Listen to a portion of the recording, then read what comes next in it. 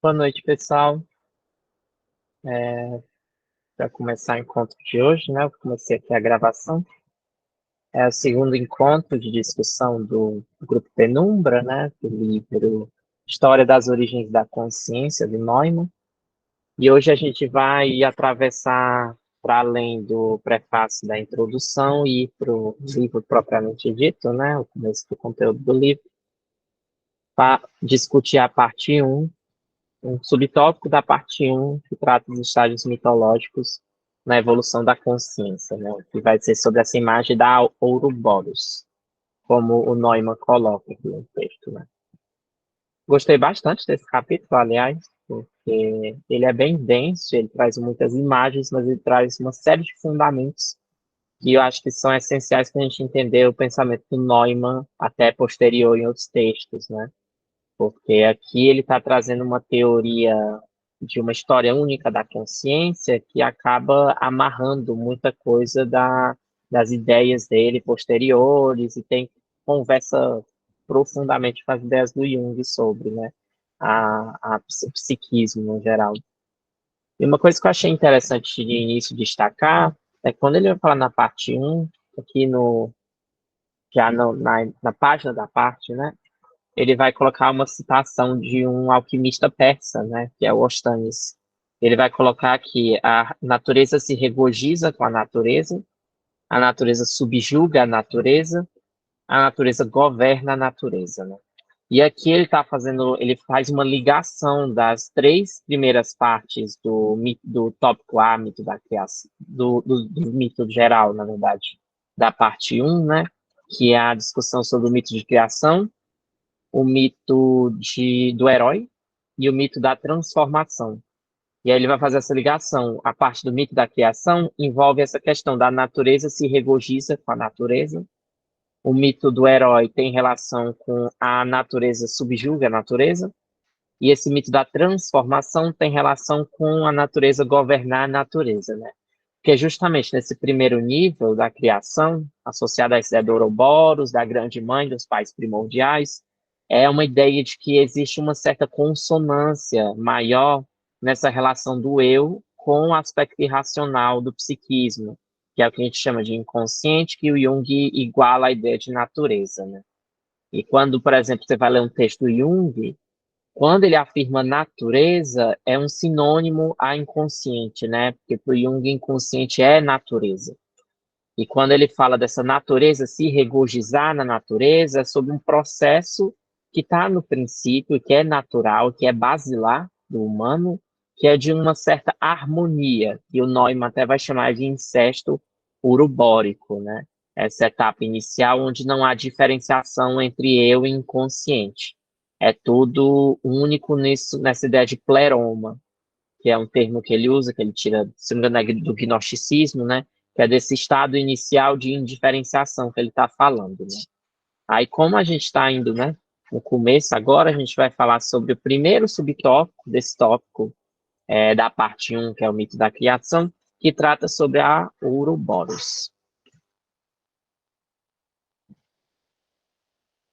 Essa ideia de Ouroboros, o Neumann vai resgatar para falar sobre esse estado inicial, né, em que o ego se acha contido no inconsciente, né.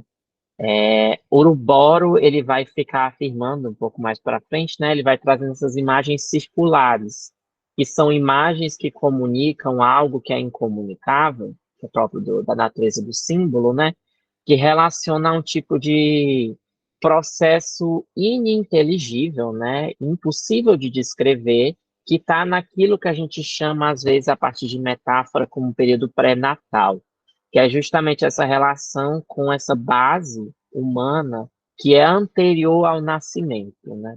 Que às vezes é simbolizado com justamente essa ideia de um outro campo da existência, um reino espiritual, uma matriz espiritual, né? Um outro mundo que a gente deriva dele e a gente retorna a ele ao mesmo tempo, né? Então, a Ouroboros, ela é um símbolo que envolve várias imagens que envolvem a ideia de surgimento da consciência, mas também de desaparecimento dela, né?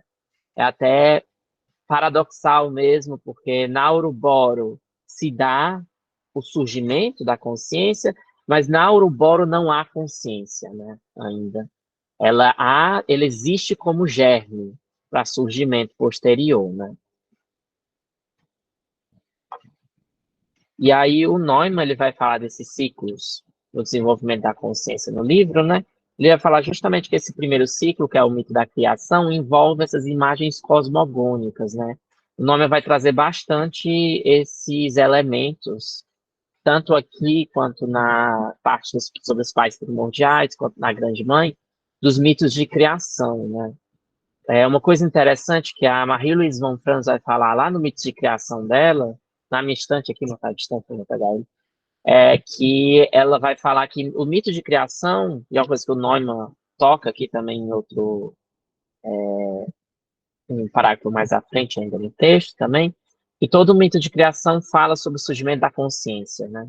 Então, quem está em primeiro plano no mito de criação, seja o surgimento de um mundo, seja o surgimento do universo em si, o surgimento da humanidade, você vai ter uma série de mitos que vão trabalhar essa ideia, né? É muito comum você pesquisar, por exemplo, quando você vai pesquisar mitologias diversas, que cada mitologia tem sua própria forma de pensar, de fantasiar a ideia de uma origem da realidade do mundo, né? A gente, no cristianismo, tem a ideia da criação em 7 dias, do surgimento primeiro da luz sobre as trevas, dessa etapa no processo de surgimento da realidade, do mundo no geral, né? A partir de um demiurgo, né? Um deus criador que conduz essas invenções, que são as produções que ele dá na realidade, né?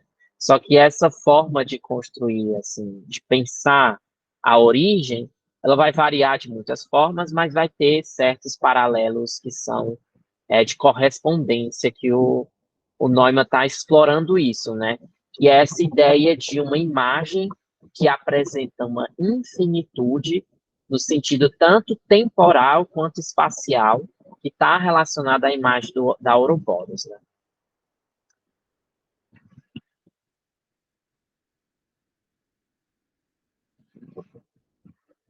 Nesse estágio, é uma coisa que ele até coloca aqui no começo, né? Acho que no quarto parágrafo, terceiro e quarto, ele fala que nesse estágio não existe essa separação dos pais primordiais, que vai acontecer a posteriori, para o surgimento da consciência, a diferenciação e surgimento dela envolve uma separação dos pais primordiais, né, que é esses fatores arquetípicos que envolvem a função paterna e a materna, que são representados em imagens a partir da imagem do hierogamos, que onde fala bastante, né, do casal místico, né, esse casal divino. Aqui não existe ainda essa separação, né? Você vai ter elementos dos pais primordiais no Ouroboros, como já vê um pouquinho já já, mas esses elementos não estão diferenciados ainda nessas figuras, né? Eles estão amalgamados nessa coisa. Tanto é que é um pouco difícil até de circunscrever essa ideia, e é uma coisa que o Neumann fica apontando constantemente, né? Porque é uma imagem de totalidade. E as imagens de totalidade são as mais difíceis de serem aproximadas. Lê-se, por exemplo, se alguém tiver lido um texto do Jung, estudado algo da psicologia analítica, quando o Jung vai trabalhar a ideia de si mesmo, né? É com certeza um dos momentos mais difíceis de você se aproximar num texto do Jung, é quando ele toca num problema que concerne a ideia de si mesmo. E é algo que, quando ele vai comunicar, até ele dá coloca muitas problemáticas ao ponto, né? E ele até fala bastante em muitos contextos que, olha, gente, eu não tenho nem tempo, nem espaço aqui para explicar por que é que eu estou chegando nessa concepção, né? Mas existe aqui uma hipótese que afirma para um certo centro regulador do psiquismo que envolve essa ideia de totalidade, né? Quando Neumann está falando do Ouroboros, é um símbolo do si mesmo, né? Mas é um símbolo específico do si mesmo que está relacionado a esse ponto de surgimento e desaparecimento da consciência, né? Que é essa imagem de morte e vida, que às vezes representa imagens de renascimento também. Não é à toa que parece que uma das imagens preferidas para Ouroboros é a serpente, né? que é um animal que é conhecido por essas faculdades de atravessar, de certa forma, o campo da vida e da morte, nessa questão da troca de pele, né, também. E até nessa ideia do animal venenoso, né? O animal venenoso ele está muito relacionado com essa imagem de estar, de alguma forma, próximo desses centros simbólicos de relação de vida e morte, que ele carrega dentro de si, nas veias, né? Circula pelo corpo dele uma coisa que é capaz de retirar a vida, né? E ao mesmo tempo que é nessa coisa que você encontra o antídoto para resgatar alguém da possível morte a partir dela, né? Então, tem muitos símbolos paradoxais relacionados com a imagem da serpente e é a imagem que mais comparece aqui na questão da Ouroboros, né? Já já eu vou discutir algumas dessas imagens, né? Como ele traz, mas antes de chegar a essa discussão das imagens, tocar esses pontos iniciais que ele coloca no texto, né?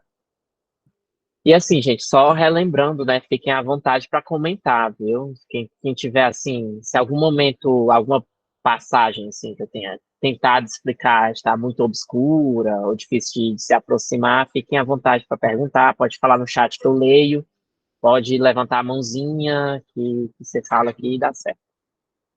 Tem uma coisa que o Neumann vai falar sobre esse símbolo, que é uma essas chaves de compreensão desse símbolo, né? Ele vai falar que o traço mais marcante desse símbolo, do princípio, que ele está chamando de Ouroboros, é a multiplicidade de seus sentidos e de seu caráter indeterminado e indeterminável, né? E aí ele até fala sobre como é possível a gente se aproximar desse princípio, né? Tanto vendo a partir do registro transpessoal e pessoal. Lembra que a gente conversou sobre isso até no encontro passado, né? De como uma chave de leitura que passa ao texto do Neumann inteiro é a relação intrínseca entre transpessoal e pessoal.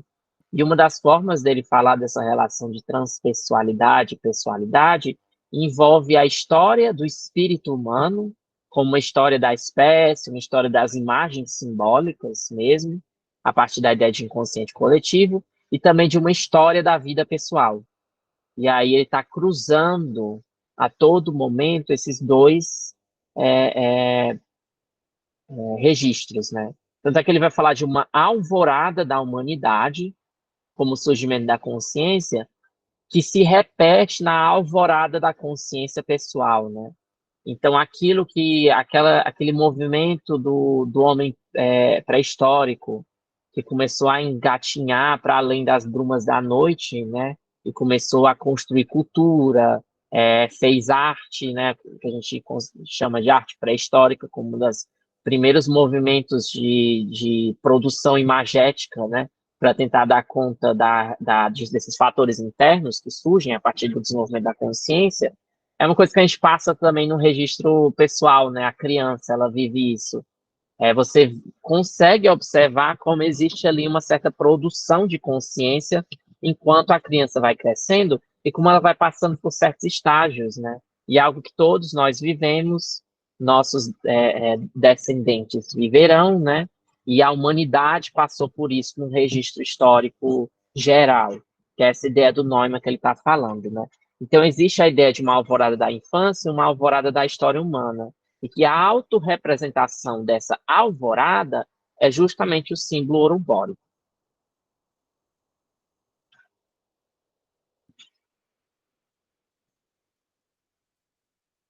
E ele costuma se projetar com isso que a gente está trazendo dos mitos de criação, né, em imagens cósmicas.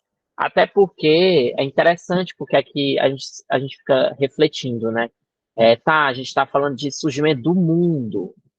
Então, como é que a gente está falando do surgimento da consciência, já que a consciência é algo que é separado do mundo? O processo de separação da consciência do mundo é algo que acontece a posteriori, né? Quando ela surge nesse movimento de engatinhamento, ela está muito amalgamada com o mundo, né? O Jung chama isso de participação mística, e é a ideia que o Neumann vai retirar aqui do texto também, que é uma relação de identidade entre sujeito e objeto, né? Entre eu e mundo não existe separação. Entre a criança e a mãe, por exemplo, não existe separação, né? A relação entre mãe e criança é de simbiose. Quando a mãe some da, da esfera perceptual, né, perceptiva da criança, aquilo representa também um perigo da própria criança sumir junto, né? Já que ela e a mãe são uma coisa só. Mas essa ideia da participação mística é uma ideia muito complexa na obra do Jung, né?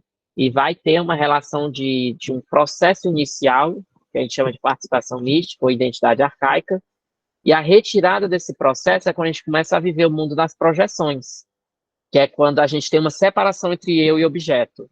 E a gente começa a projetar no mundo, e se a gente faz projeção no mundo, é porque tem uma separação entre nós e o mundo, né? É justamente aí que surge a consciência como algo individualizado. É aquilo que é separado do mundo, é separado do inconsciente, é aquilo que sai desse registro urubórico inicial, né? Em que todas as coisas estão unificadas e idênticas.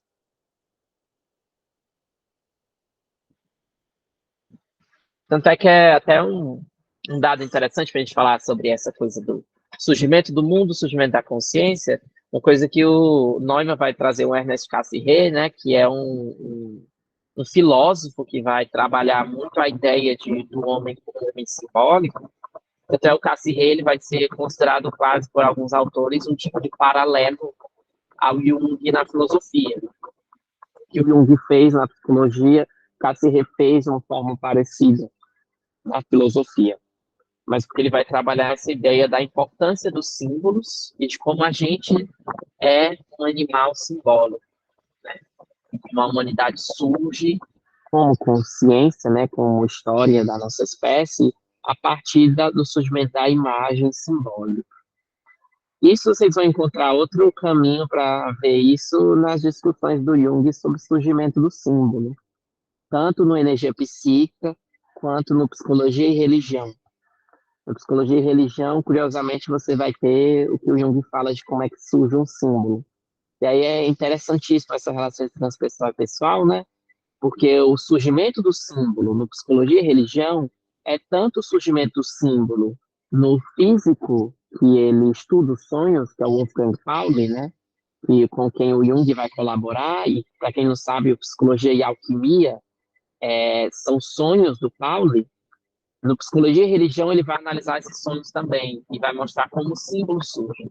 Mas ele vai falar como o símbolo surge no homem contemporâneo, mas ele está falando também de como o símbolo surge na história da humanidade, como um excedente de energia que surge a partir do nosso processo de adaptação, em que a gente constrói essas imagens para lidar com a realidade.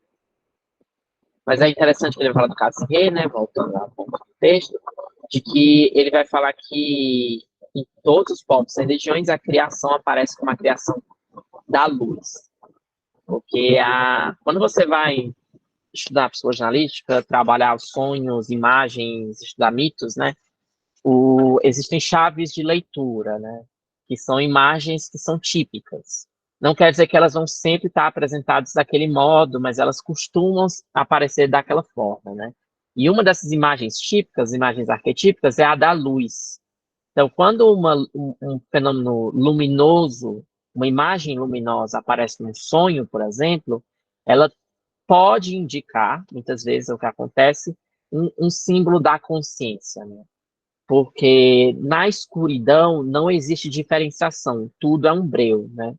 Mas a luz faz esse movimento de que quando a gente joga um foco de luz num canto escuro de uma sala, a gente observa como as coisas se distinguem, né? Que é aquela coisa básica, quando a gente fecha a luz, a gente não consegue perceber a diferença das coisas. E aí, quando a gente abre, a gente consegue ver, né? Então, muitos desses mitos de luz representam, mitos de criação, vêm acompanhados dessas imagens luminosas, né? Grande parte deles, né? E que é até aquela coisa, né? Sobre o surgimento da luz, por exemplo, que é o marco inicial no Gênesis, né? Para o surgimento do mundo. Então, luz é igual aqui à consciência, né? E a gente fala de um nascimento a partir das trevas, né?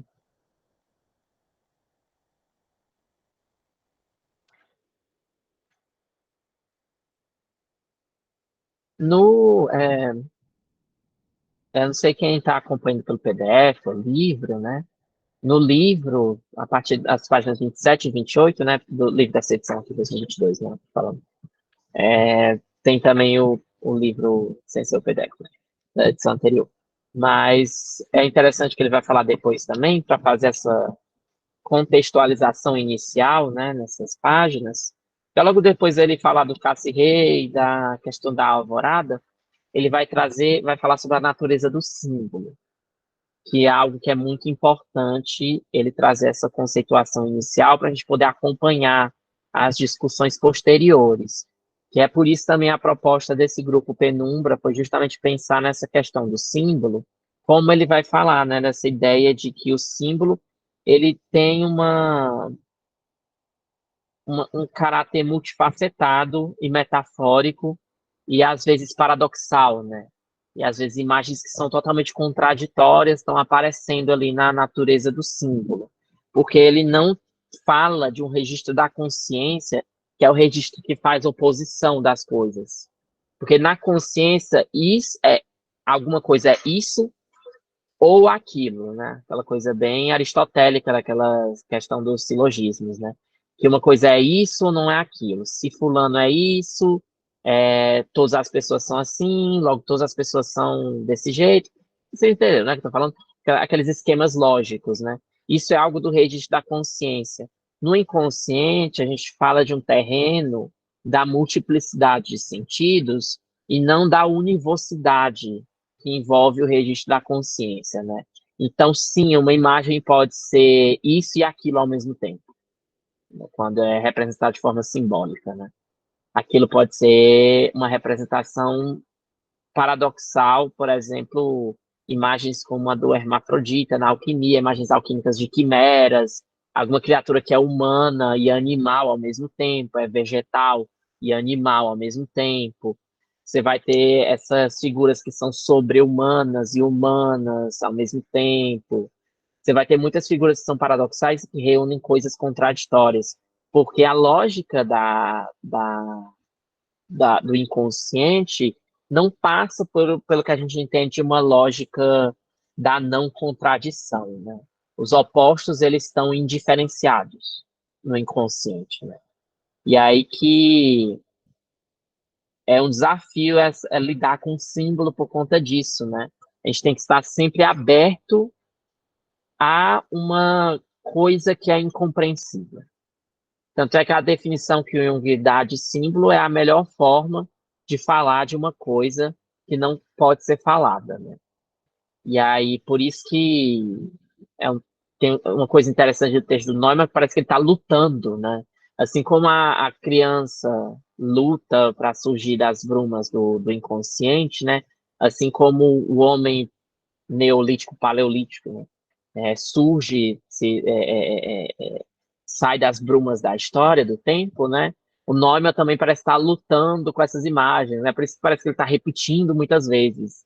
Ele repete, repete, repete alguns pontos, volta a outros, porque ele está falando de um conteúdo de uma natureza muito difícil de se aproximar, né? Por isso que ele traz tanto paralelo também.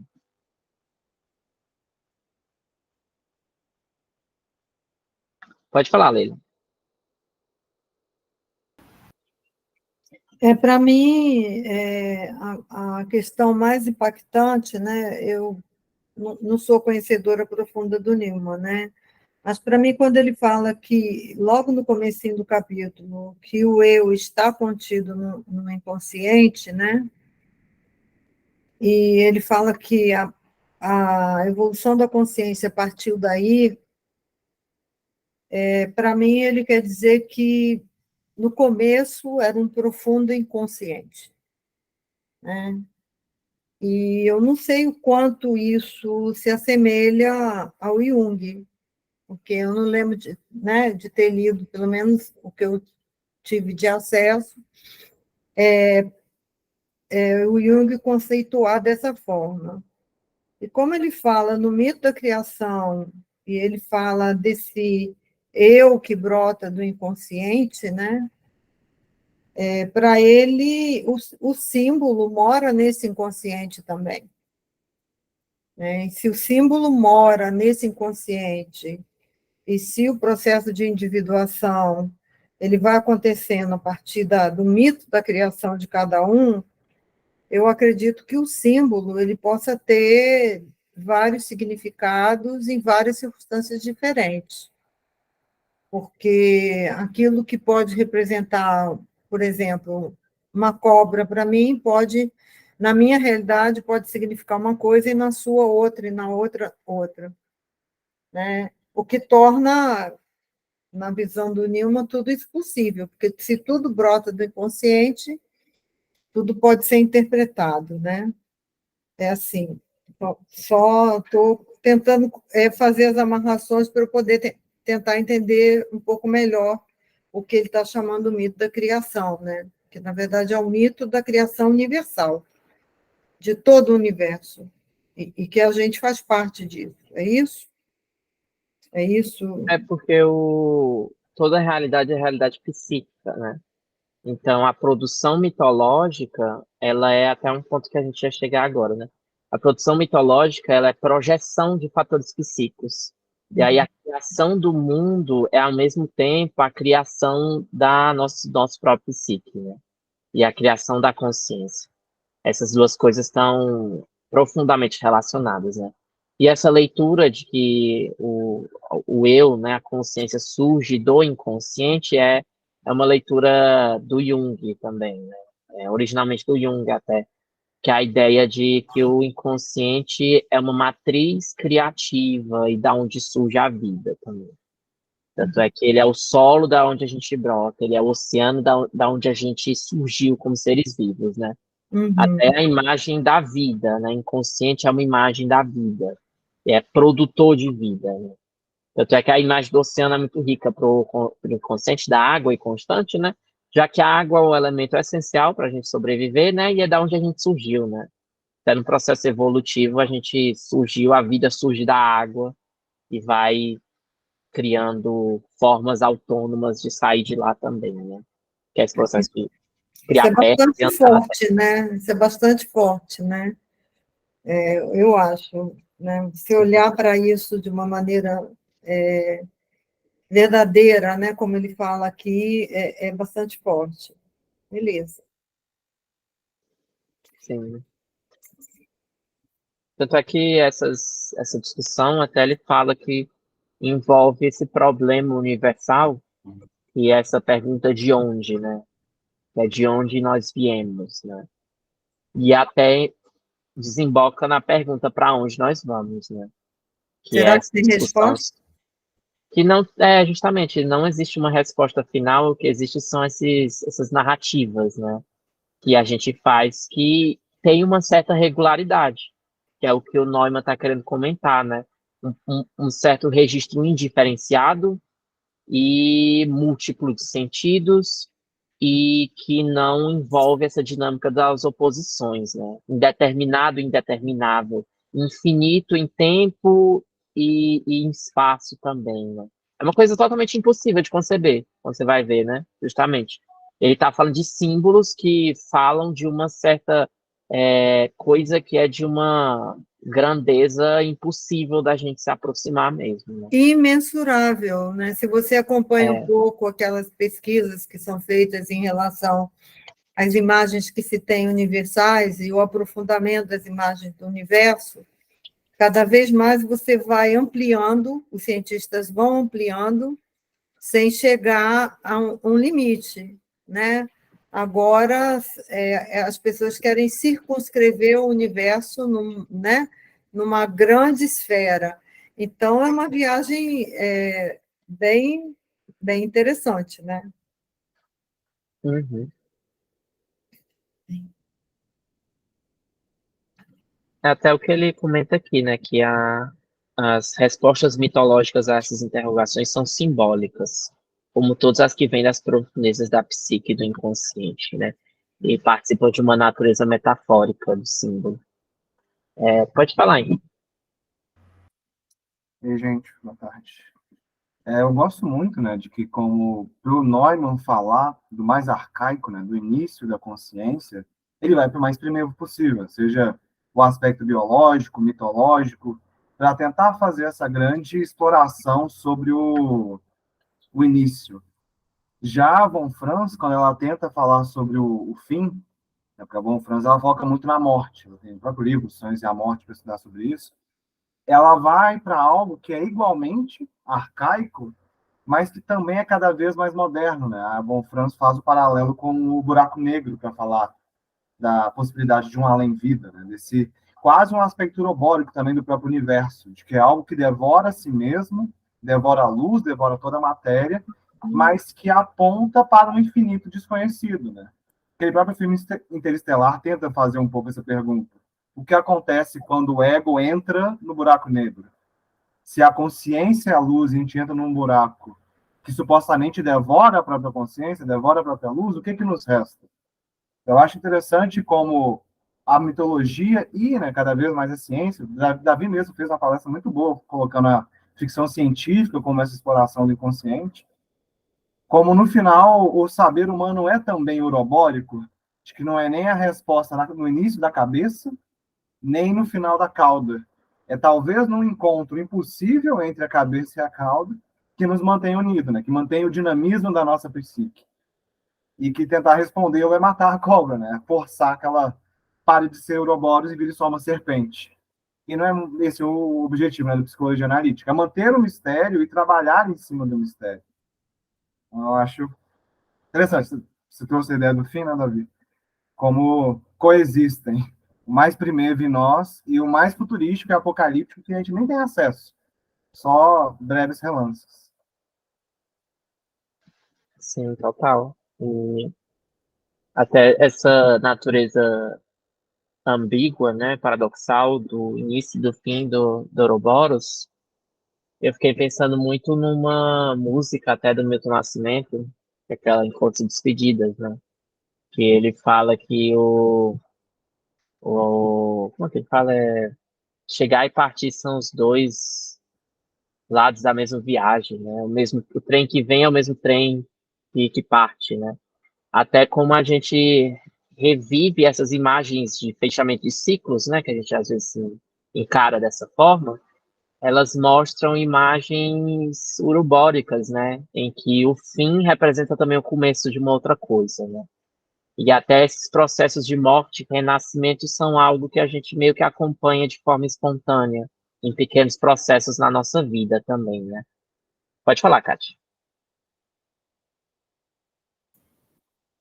Eu estava aqui pensando, né, que isso faz parte do nosso próprio processo, né, organicamente falando, porque a gente nasce e vai criando consciência e vai ampliando consciência e depois perde consciência, né, a nossa finitude, né. Então, assim, o inconsciente continua, né, e vai sendo ampliado nesse sentido da existência, de tudo aquilo que eu contribuo para o mundo, né, que eu deixo como legado. Mas aquilo que fez parte de mim, que integra o todo, mas que já não sou eu, é o todo, né? É interessante Sim. essa observação. É, Me parece que Um Homem e Seus Símbolos, no primeiro capítulo, Jung vai falar sobre isso também, né?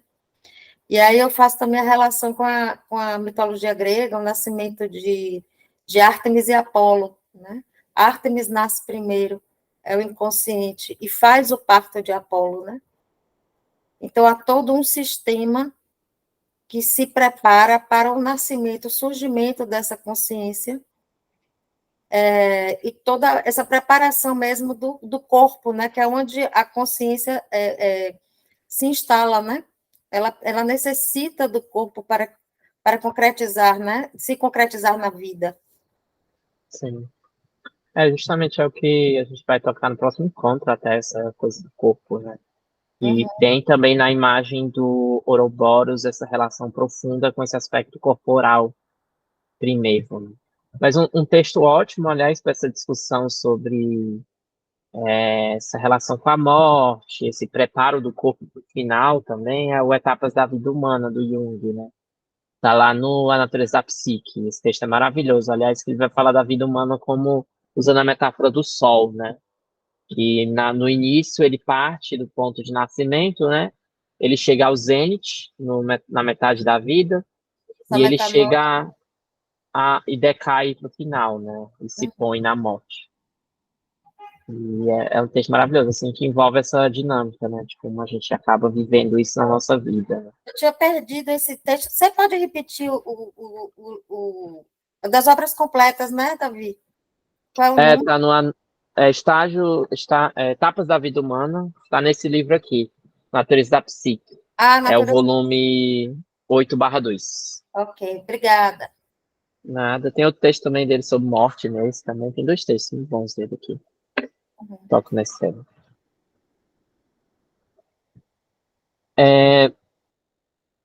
Ainda sobre essa discussão do símbolo, né? Acho que interessante uma coisa que ele fala, que toca nisso até que o Henrique falou, sobre a gente trabalhar com essa abertura ao mistério, né? E de entender até essa coisa que a Leila estava comentando, né? Da natureza do símbolo como um aspecto que diz respeito a uma vivência transcendental, né? Transcendental no sentido daquilo que vai além do eu. E o Neumann vai falar como jamais uma resposta simbólica deve ser entendida concretamente ou tomada ao pé da letra, né? A gente tem que ver ela como um recurso metafórico para falar de uma coisa que a gente não consegue falar. Né? A morte, por exemplo, é o grande limite final da nossa empreitada aqui, né? E a Von Franz vai comentar isso bastante, como o Henrique colocou, né, no texto dela sobre Sonhos e a Morte, o livro. E tem essa coisa de que existem formas, saberes que a gente constrói para falar sobre a morte, mas em última instância a gente não sabe que processo é esse que a gente vai ter, né? É um mistério, assim como é que após o buraco negro, né? Como é que é dentro de um buraco negro, a gente tem suposições até, mas ninguém entrou lá para ver, né? E aí me lembra muito a discussão lá não que eu saiba, né, também. Me lembra muito a discussão do Stestu, do Joseph Campbell, que é um texto maravilhoso, é um livro dele, eu acho que para quem quer começar o estudo de mitologia, ou quer partir de princípios, já estudou e quer voltar, assim, de alguma forma, esse texto é muito bom, esse livro, né? E ele vai comentar no início, ele faz toda uma leitura da mitologia judaico-cristã nele, né? E ele vai comentar no início sobre um sentido denotativo e um sentido conotativo do mito. E de como a gente cai no sentido denotativo quando o mito deveria ser compreendido de forma conotativa, né? É até aquela discussão sobre entender muito ao pé da letra, concretamente, o quão é empobrecedor, às vezes, é tipo, tá, Eva mordeu a maçã e saiu do paraíso da Terra, paraíso não, paraíso perdido, né, o Éden. Tá, você pode encarar de forma literal, né, ela comeu uma maçã e caiu de lá. Mas o que é que a gente está falando de forma simbólica com isso, né? Que é a saída de um estado harmônico inicial. Cris, é o isto és tu, do Campbell. Isto és tu, né? Esse mito, por exemplo, da queda do paraíso perdido é a saída de um estado inicial harmônico e o surgimento da contraposição dos opostos, né? O conhecimento do bem e do mal. E a partir dessa assimilação desse conhecimento, né, que é a árvore do conhecimento, a gente é retirado de um estado de harmonia, né? Uma coisa que o Jung vai falar no eu inconsciente, que todo surgimento de consciência e conhecimento é acompanhado de uma culpa prometeica, né, junto. Então, isso é uma forma de leitura conotativa, né, do mito, e não uma leitura denotativa.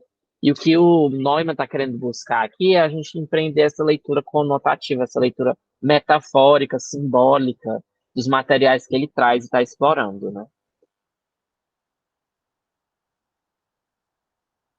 No começo, ele vai falar sobre começar a falar das imagens simbólicas, né, para o Ouroboros. Ele vai trazer a imagem do rotundo, da esfera, do círculo, né? Rotundo aqui ele está falando do redondo da alquimia, né? E tem relação com o redondo de Platão também, que está associado ao homem inicial, né? Acho que é andrógeno, até se não me engano, no Platão. e que envolve essa ideia da forma esférica, totalmente harmônica, que não tem separação de opostos, né? Aquilo que está no princípio mesmo. E aí ele traz várias imagens desse redondo círculo, desse alto contido, né? Essa perfeição pré-mundo, onde não há tempo, não é cima nem baixo, não há espaço, né? São essas imagens, que envolve também a imagem do ovo, vários mitos de criação, por exemplo, principalmente mitos hindus, se não me engano, aparece muito essa imagem do ovo primordial, né, com esse elemento de surgimento do mundo, que também é um elemento esférico, né? E não é à toa que o ovo é o grande centro de elaborações simbólicas da Clarice Lispector naquele conto Ovo e a Galinha, né? Então ela vai para ela meio que mergulha justamente nesse aspecto múltiplo do inconsciente, né? Em que as coisas são uma amálgama de vários sentidos, né? E esse ovo principal é aquilo da onde surge o mundo, né? É o núcleo do princípio.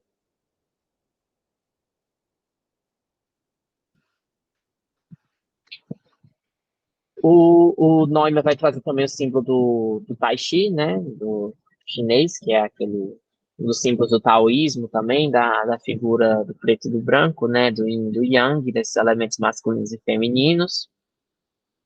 E vai trazer algumas outras imagens, como um redondo numa cabaça que contém os pais primordiais, no Egito, Nova Zelândia, Grécia, África, Índia, a figura dos pais iniciais, como essa relação entre o céu e a terra, né? Esse aspecto masculino e feminino unificados. Tanto é que esse Ouroboros, ele é colocado como uma simbólica matriarcal, né? Quando a gente vai ver, mas parece ser uma amálgama de aspectos masculinos e femininos, como ele vai falar mais para frente, quando ele vai trazer essa questão do aspecto criativo do surgimento da consciência, associado a esses elementos e simbólicas masculinas, né? Que a gente ainda vai comentar um pouquinho mais para frente.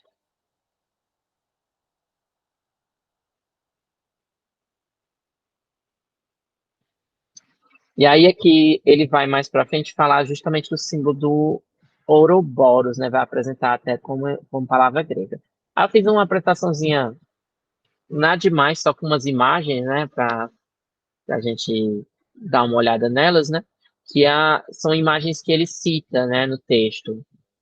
Algumas ele não chega a citar, eu fiquei em dúvida até sobre apresentar elas, mas acho que é interessante para a gente ver essa recorrência da imagem, né?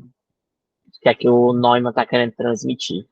A falta que faz as ilustrações, né, no livro, tem aquele velho dito, né, de que Jungiano adora livro de imagem, né, mas é porque a gente trabalha muito com imagens, né, a ideia, o conceito central do Jung para entender a constituição do psiquismo é a ideia de imagem até, né, a gente vive como diria a Anísio da Silveira, partindo da fala de um dos clientes dela, não lembro se era o Fernando Diniz, não lembro agora o cliente, mas a gente vive no mundo das imagens, né? As imagens tomam o homem, né? Pronto. Eu trouxe no texto aqui do Neumann, ele vai trazer uma fonte que diz que a representação provavelmente mais antiga que a gente tem acesso, né, da Ouroboros encontra-se na taça de Nippur, né?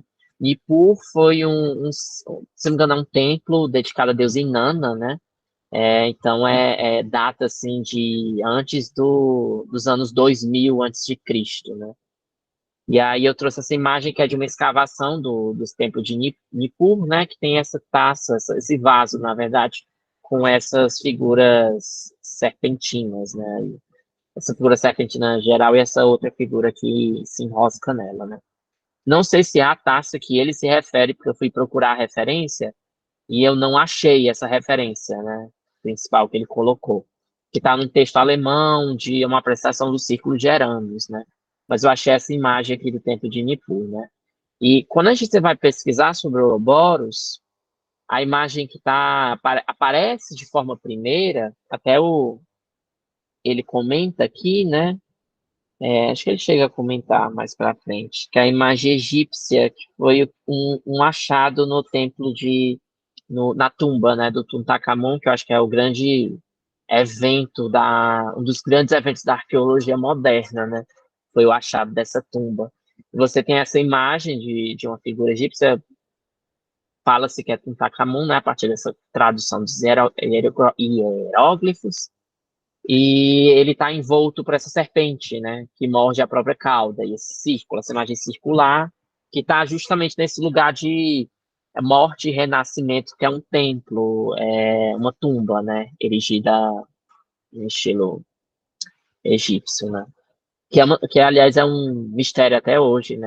Várias coisas que os egípcios conseguiram de tecnologia, até de simbolismo também. Outro ponto que ele destaca são os desenhos em areia dos povos navarro, né? Que são da América do Norte, né? Eu trouxe esse desenho a partir de um desses desenhos de areia, né? Que envolve justamente essa ideia de um aspecto primordial, que é quaternário até nessa imagem, né?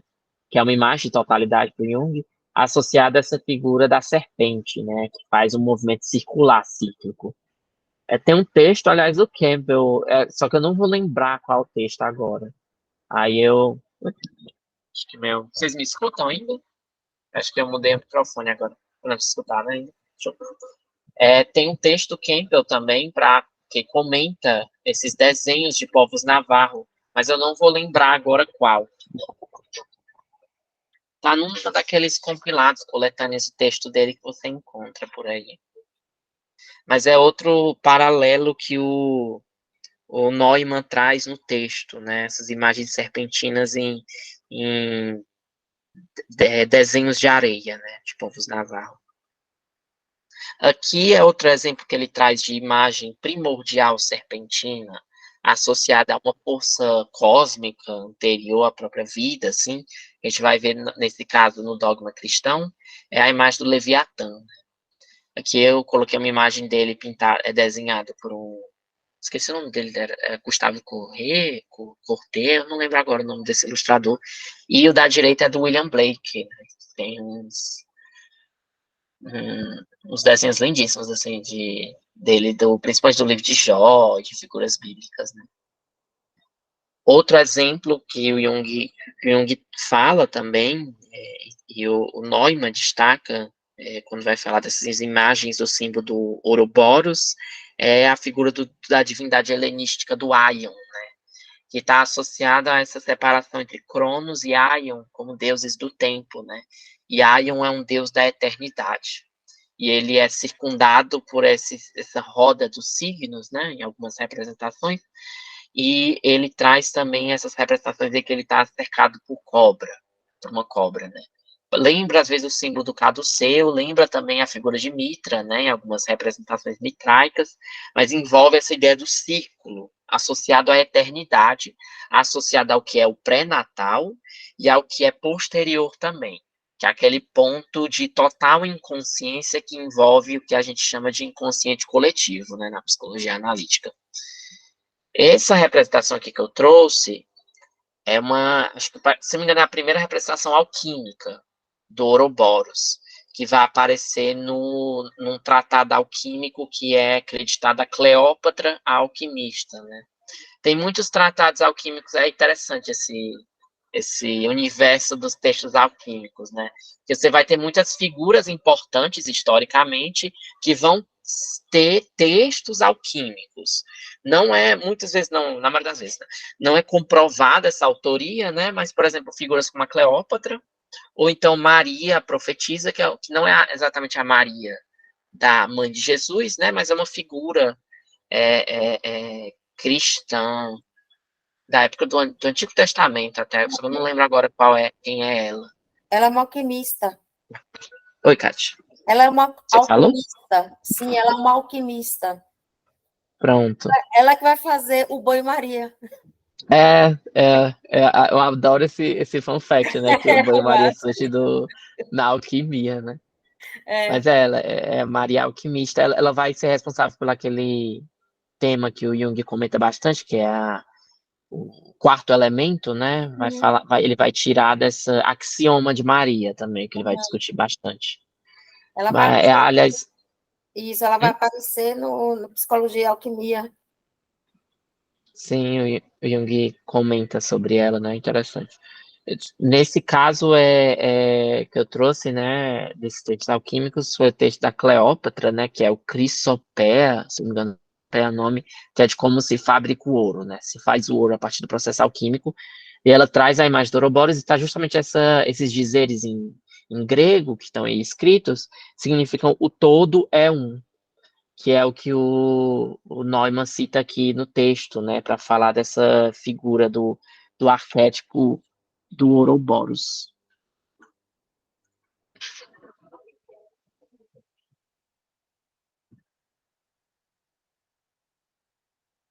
Aí você tem outras representações, né, alquímicas dessa imagem. Eu trouxe assim, só uns tratados assim por cima, que você encontra por aí quando você pesquisa. O Jung fala de alguns deles, né, a Von Franz também. O dragão que devora a própria cauda, aqui, outra figura alquímica, né?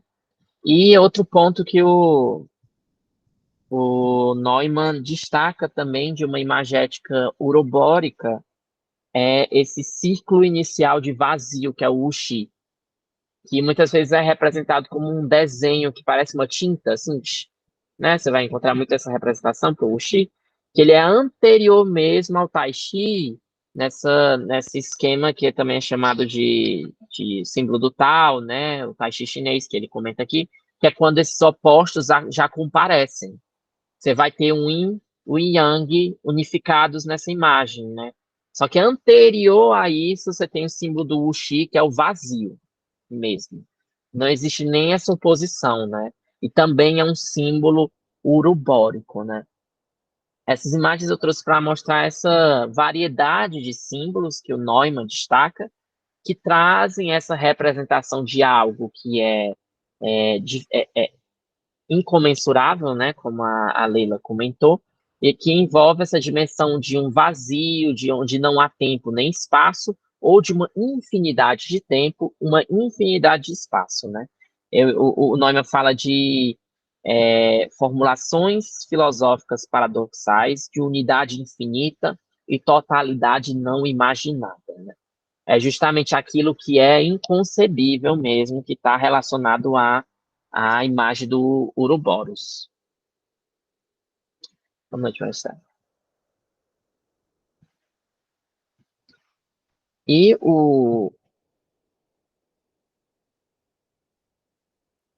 Ouroboros, quando ele vai comentar, ele ser redondo, né? Ele vai falar que é a autorrepresentação simbólica do estado inicial, mostrando tanto a infância da humanidade como da criança, né? Então, ele representa uma representação simbólica de um estágio psíquico de existência anterior à formação de um ego. É isso que a gente está comentando aqui, né? É uma imagem que trata sobre o surgimento da consciência, mas nesse estado inicial, primeiro, é ali onde não há consciência mesmo, né? Não existe oposição. E como a gente vive na consciência e tudo que a gente tem acesso é na consciência, é algo que é impossível de descrever, porque não é passível de ser assimilado pela consciência. E aí, por isso que essas imagens circulam sempre ao redor dessa coisa que é inconcebível mesmo. A gente não consegue nem imaginar mesmo, né? Mas que a gente cria imagens para tentar dar conta dessa incomensurabilidade, né? Que se aparece esse impulso natural à criação da imagem, é porque ali há um fator psíquico que é real, no sentido de que é atuante, né? E que é um valor importantíssimo para o psiquismo, que vai desaguar na ideia de inconsciente coletivo para o Jung, né? O que o Jung fez foi agrupar essa miríade de fenômenos para dizer, olha, a humanidade está, desde o princípio, falando de um certo registro que chega a ser além do psíquico, né? Ele usa o termo psicoide para caracterizar isso, né? Que é ali onde espaço e tempo não existem da forma como a gente entende, né? E onde eles são profundamente relativos até, né? Isso vai desaguar no conceito de sincronicidade, nos mundos até posteriormente, né? Mas que vai ter relação com esse estado inicial de princípio. E como é difícil, às vezes, comentar isso, porque quando a gente fala de um estágio pré-natal, lembrar de como a gente está falando no registro metafórico, né? Às vezes a gente pode entender, fazer uma leitura, né? Que é uma leitura que é válida, não estou dizendo que não é válida, né? E falar de um tipo de lugar espiritual anterior que a gente habitasse. Só que não é uma leitura científica, né? É aquela velha discussão que você vai encontrar no texto do Jung. O Jung fala sobre a imagem de Deus, não sobre a existência de Deus. O Jung fala sobre o fator psíquico e não dá uma realidade material a isso, porque pouco importa até. Porque para o Jung, o que existe é a realidade psíquica. E se aquilo existe como conteúdo psíquico, é porque aquilo é real, independente de aquilo ter uma existência metafísica, material, ou o que seja, né? Mas, cientificamente, o que a gente consegue afirmar é que existe uma imagem que é construída, formulada de forma simbólica, para falar de uma certa incomensurabilidade que está ali no início e no final da vida, né? Nesse estágio pré-natal e pós-morte, né? Que é essa imagem do Ouroboros.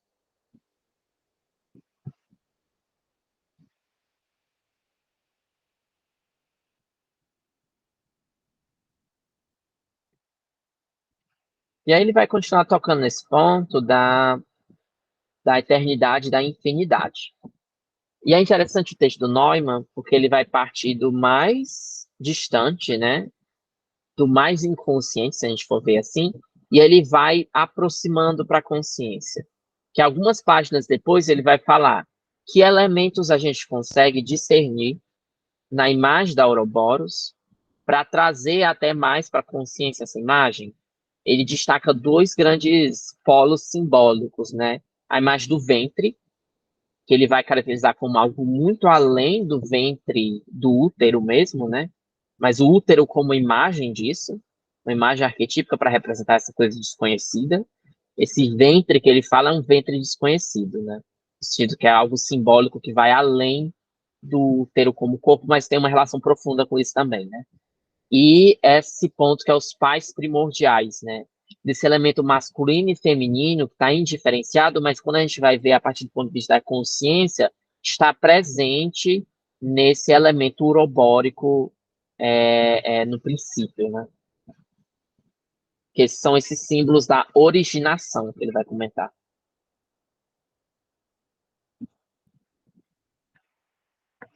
Ele até fala sobre no redondo que contém isto é, o ventre primal, materno e o útero, contém isso, né? Mas também a união do antagonismo masculino-feminino. Os ancestrais, pai e mãe unidos em coabitação permanente. Né? Se eles estão em coabitação permanente, eles não são diferenciados, mas se surge a imagem do pai e da mãe primordial, é porque eles estavam unificados anteriormente, né? Na Ouroboros.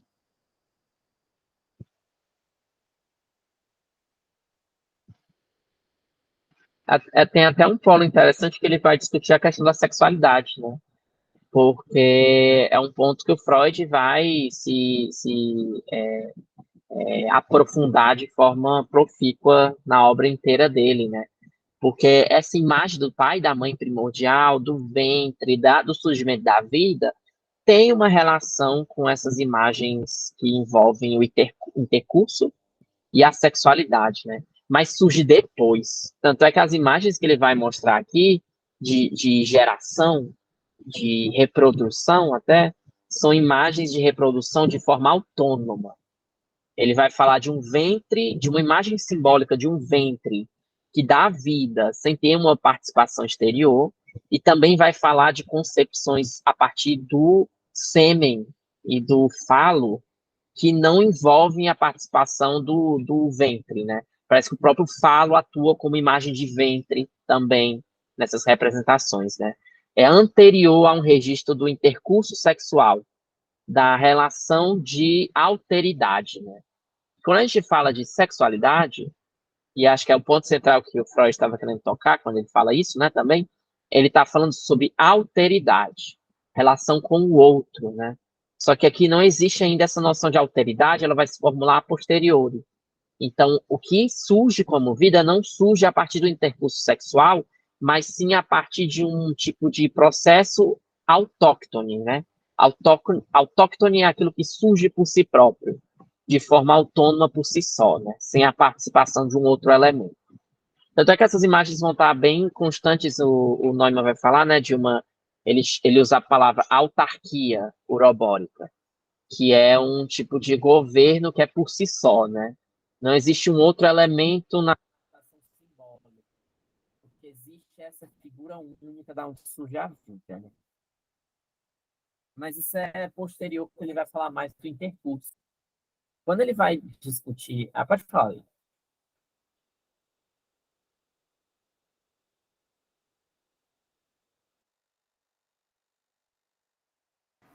Seu microfone está desligado aqui. Ficou baixo o seu som, Ah, ficou baixinho. deixa eu ver aqui. Mas eu queria aproveitar para falar, quando você fala dessa concepção, né, autônoma, o próprio nascimento do Cristo, né, vem querer expressar alguma coisa parecida, né?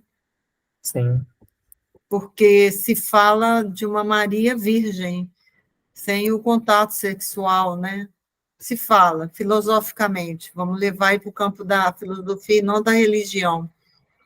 Então, talvez a mensagem fosse dessa autonomia, dessa gestação autônoma, né?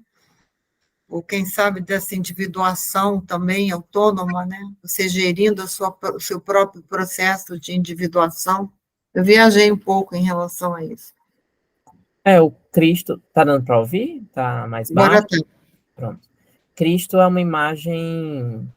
O Jung, o livro Aion, né, dedicado boa parte a ele analisar a imagem de Cristo, a imagem de si mesmo, né? Então, em Cristo há um elemento que é transcendental ali, que envolve essa relação com esse aspecto elevado, que é essa quase identidade, aquela pergunta, né, sobre a diferença entre Deus e Jesus ser filho e Deus ao mesmo tempo, representante, essas discussões teológicas, né? Mas tem aí um mistério na concepção, né, de Cristo. Eu acho que aponta, sim, talvez para uma imagética simbólica que talvez faça referência a essa ideia de si mesmo, né? Mas a imagem de Cristo, acho que tem outros pontos a explorar que eu não saberia nem comentar também, né? não necessariamente a imagem do Cristo, mas a questão da concepção sem o ato sexual, né? Do olhar da Virgem Maria, aquela que concebeu sozinha, né? Fez a criação sozinha. Muito mais nesse sentido, né? É até interessante porque tem a imagem do pneuma, né? Jung comenta algumas vezes a questão do espírito aéreo, o Espírito Santo, né, que entra no corpo de Maria, você vai ter representações de tubos de vento, né? Às vezes até representações fálicas, assim, que lembram vagamente representações fálicas em pinturas desse tema, né, da concepção. Então, tem um elemento ali que envolve essas imagens extremamente arcaicas de concepção autóctone, né? Que é a partir do espírito, né? Do polo do pneuma, que o Neumann vai comentar mais para frente também, né? Mas é uma imagem muito interessante e tem relação, acho, com esse aspecto urubórico que surge de forma autóctone, né? Pode falar. Na frente. Voltando assim ao tema das mães, do ventre, né? Entrando no tema das mães, o Neumann vai comentar essa relação entre o redondo, o ventre e o útero, e de como a gente pode falar de um ventre que é igual à origem, né? A gente tem de ventre como origem aqui, né? Esse aspecto da onde se origina, com essa imagem das mães. E detalhe que é importante frisar, né? O Neumann fala das as mães. E quando ele fala mãe, daqui para frente, ele fala mãe com M maiúsculo, né? E mãe primordial, grande mãe, as mães. A gente está falando de algo que é anterior à mãe pessoal. E, por exemplo, quando a gente atende um caso que envolve uma demanda muito grande a uma mãe que não comparece muitas vezes, né? Ou então algo do tipo que recua muito além da imagem que corresponde àquela mãe pessoal, né? A gente está falando de uma busca pela essa figura, né? Essa figura de alento primordial, que é esse aspecto materno, que envolve um lugar de cuidado, de imersão. Até que o Neumann vai falar mais para frente, quando ele fala de incesto urobórico e de simbiose com essa figura do Ouroboros, de uma preponderância da imagem da mãe boa, né? Do aspecto bom da grande mãe, aquele que nutre, acolhe e dá espaço, né, para a pessoa se formar ali.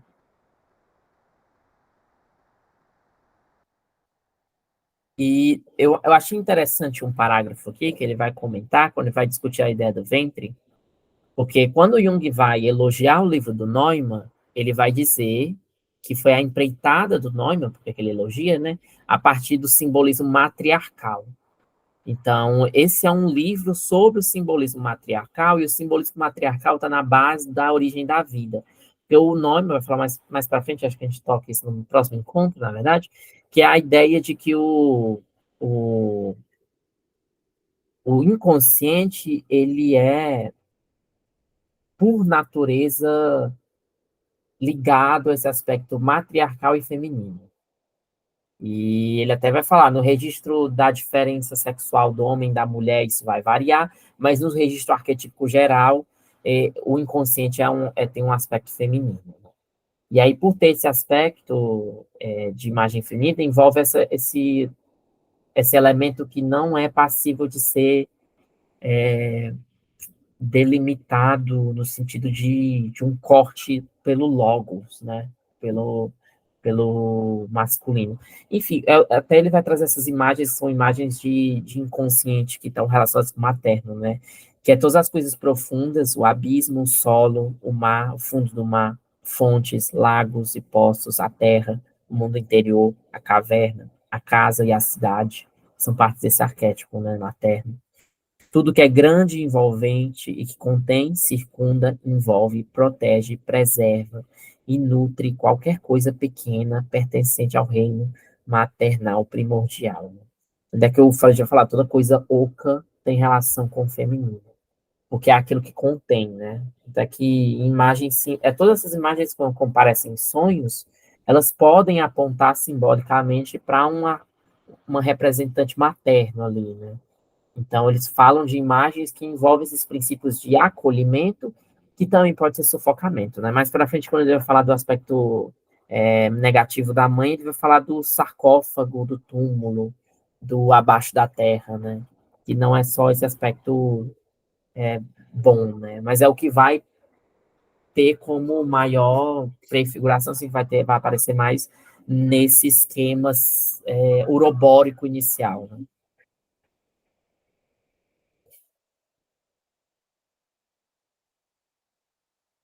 Tanto é que ele fala aqui, né, que a Ouroboros do mundo maternal é vida e psique numa coisa só. Fornece alimento e prazer, protege e aquece, conforta e perdoa. Não existe conflito nesse registro, né?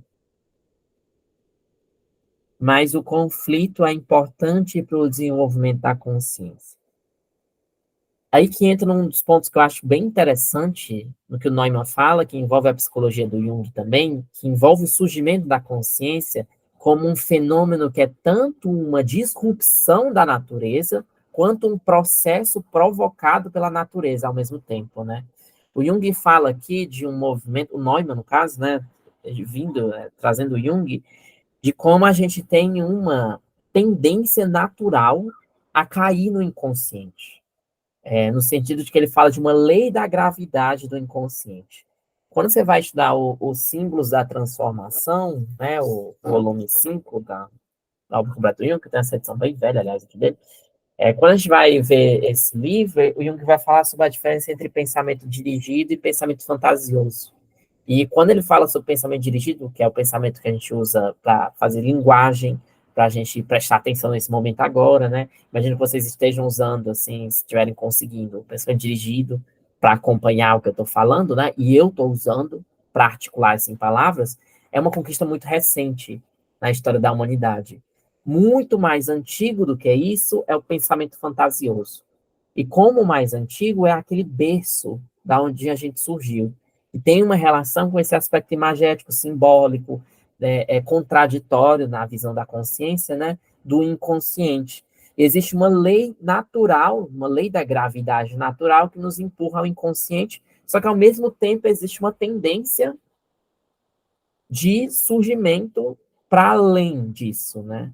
É aquela coisa que, de vez em quando tem aquela piada que alguém está muito passando por um período difícil da vida, e, tipo, eu vejo de vez em quando no Twitter alguém comentando, tipo assim, ai, maldito o primeiro ancestral que criou pernas e saiu da água, né? Aí coloca aquela foto dos peixes criando pernas e saindo, né? Que é uma coisa que é um tipo de disrupção da natureza, a consciência, mas também aparece como um tipo de processo que é conduzido pela própria natureza, né? E aí o que o Neumann comenta, né? A evolução em direção à consciência é o que há de não natural na natureza. É exclusiva da espécie homem, tendo este denominado a si mesmo, a partir disso, com toda razão, Homo sapiens, né? Então tem uma coisa muito paradoxal no surgimento da consciência, porque é algo que surge da natureza, mas é uma disrupção da própria natureza, né? Porque a gente fica lutando contra essa base racional, de certa forma, para poder conquistar a nossa autonomia. Então, o processo de diferenciação da consciência é um processo de constante luta contra esse aspecto urubórico, maternal, inicial, que nos tenta nos puxar de volta a todo momento, né? Esse acolhimento que muitas vezes é perigoso, né, também, que é essa etapa de incesto urobórico. O perigo disso, até o que ele comenta mais para quando ele está falando de incesto urobórico, é justamente dessa problemática da morte, porque a mãe é o acolhimento, é o berço, é o útero, é a proteção, mas também é o espaço de sufocamento de morte, né? Que é o retorno ao registro urobórico. Nesse registro inicial não existe o medo, porque só existe o acolhimento, eu quero até falar nesse aspecto da grande mãe bom, né? Só existe o lado que acolhe, protege, nutre, mas existe quando a gente fala de um processo mais... A pessoa já cresceu, né? Ela foi além desse aspecto infantil, só que surge de novo essa sedução pelo incesto urobórico, que é aqueles momentos em que a gente abaixa mais, sabe? Esse momento até de regressão da libido, que a gente chama, né? Que parece que a gente está sendo puxado mais, que a gente tem, nossa consciência ela diminui. Isso é quase que o Neumann está falando, né? É uma lei da gravidade, mas que conduz a um perigo de morte também, né? Que é o desejo de se dissolver e ser absorvido pela Ouroboros, né?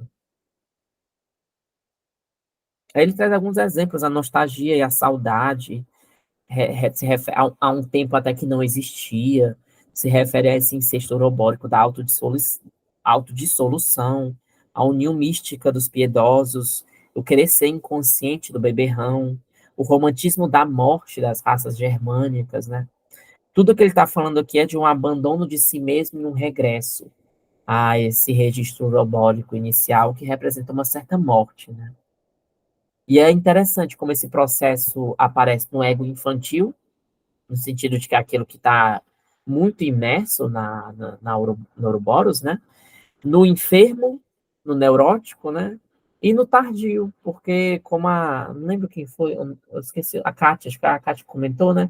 Que é uma progressão da vida, a gente também se recolher de novo a esse registro, e parece que é até uma coisa curiosa quando você vai ver pessoas idosas que estão perto de morrer, elas começam a comer menos, parece que elas estão se recolhendo mais, tipo assim, elas estão num processo de recolhimento interior que conduz a uma entrada de novo na Ouroboros, né? Isso acontece no ego enfermo, mas também acontece no tardio, né? E acontece, o Neumann não cita aqui, né? Mas acontece nos processos de individuação, né? Que envolve justamente a ideia de sacrifício, que envolve essas imagens de uma mortificação também, né? É uma submersão, um retorno à mãe.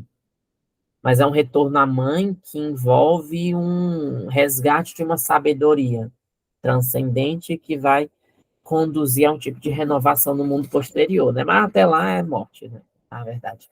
Aí é um processo complicado, né?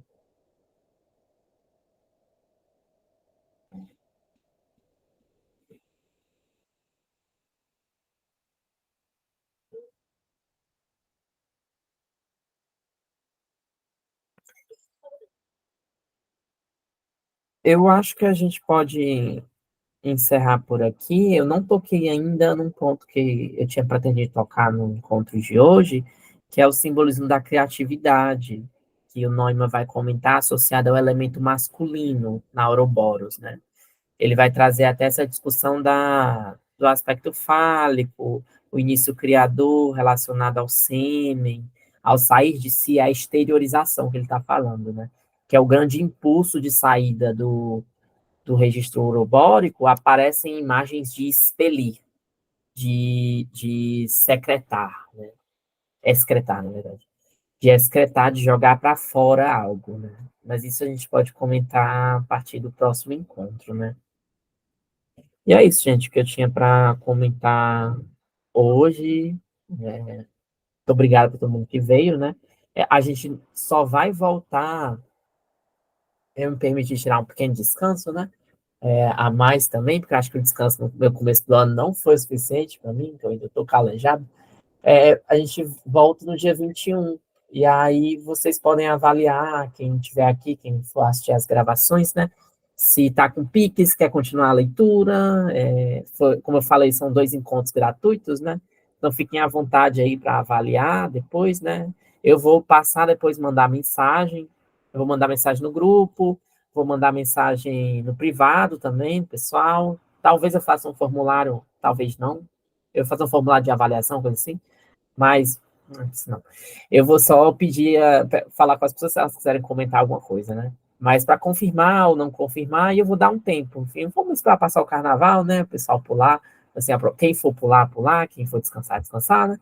Mas passar esse período, eu vou perguntar de novo, eu jogo lá no grupo e a gente retorna os encontros, né? A partir aqui dessa discussão para finalizar o primeiro tópico, né, que é sobre a Ouroboros, e dar continuidade ao livro. Aí é isso, gente. Aí de qualquer forma, os 2 primeiros encontros vão estar disponíveis enquanto vocês quiserem. Eu estou deixando, na verdade, aberto no YouTube, né? Os próximos que eu vou deixar como um vídeo privado, e aí eu vou fazer playlists por mês e divulgando no grupo do WhatsApp para as pessoas terem acesso, né? E aí eu mantenho uma regra que é dependendo do tamanho do grupo, acho que esse grupo não vai se estender tanto, porque eu estou tentando não alongar tanto as discussões nos capítulos, né? Não apressando, mas tentando enxutar mais alguns pontos, né? Para a gente também não se alongar muito, né? Que acho que é a proposta mais do meu outro grupo, que é o Centelha, que ele está bem longo, mas é porque a gente está trabalhando texto do Jung, né? Então a gente tenta destrinchar parágrafo por parágrafo, né? Esse é mais no sentido mais de a gente entrar em contato com as imagens, né? E a sabedoria que o Neumann coloca junto a essas imagens, né? Mas é isso, aí o que eu estava falando, na verdade, é que eu ia deixar 6 meses após o final do grupo as pessoas terem acesso às gravações também, né? Essas 2 primeiras vão estar disponíveis de forma aberta. E é isso, gente. A gente... Só dia 21, então? Davi. Dia 21, é. Boa noite, gente. Obrigada, Davi. Boa noite, Tchau, obrigada, tchau. Boa noite, Davi. Bom descanso Obrigada. e bom retorno aí, vamos retornar.